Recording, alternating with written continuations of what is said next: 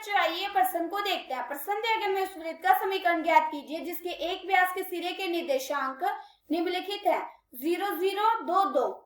Hello बच्चों आइए प्रश्न को देखते हैं। प्रश्न दिया गया में उस वृत्त का समीकरण ज्ञात कीजिए जिसके एक व्यास के सिरे के निर्देशांक निम्नलिखित है 0 0 2 2। बच्चों इस प्रश्न की जो हमारी मुख्य अवधारणा वो क्या बनती है? मुख्य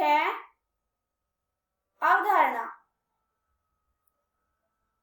हम जानते हैं बच्चों अगर हमारे पास एक वृत्त हो और उसके व्यास के सिरे बोल रखे हो, ये a मान लेते हैं, इसके व्यास के सिरे के निर्देशांक x1 y1 और इस व्यास के सिरे के निर्देशांक x2 y2, तब इन दोनों बिंदुओं को मिलाने वाली रेखा वृत्त की व्यास हो तब उस वृत्त का समीकरण क्या होता है बच्चों? हमारे वृत्त का समीकरण होता है x माइनस में x1 फिर गुणा में x माइनस में x2 प्लस में y माइनस में y1 गुणा में y माइनस में y2 बराबर होता है 0 के। अब ये देखो हमें क्या बोला है प्रश्न में, हमें बोला है कि एक वृत्त है और जिसके व्यास के सिरे के निर्देशांक हमें दे रखे हैं, हमें इसका दे रखा है 0 0 और इसके व्यास के निर्देशांक हमें दे रखे हैं v के 2 2। हम क्या करेंगे, इसमें वृत्त का समीकरण ज्ञात करना है। हम क्या करेंगे, अभी देखो यहाँ पे हमारा x1 बराबर क्या है, x1 बराबर है 0 और y1 बराबर क्या है 0 और ऐसे ही x2 बराबर क्या है, x2 बराबर है हमारा 2 और y2 बराबर क्या है 2।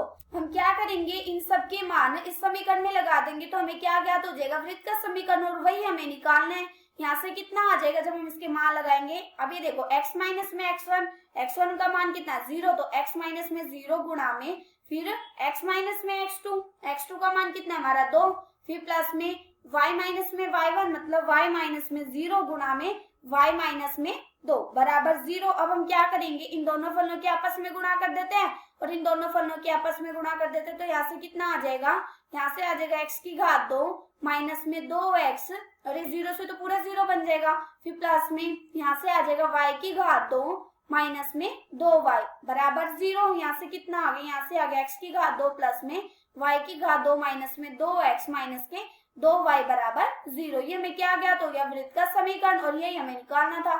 आशा करती हूँ कि बच्चों आप सबको समझ आया होगा। धन्यवाद।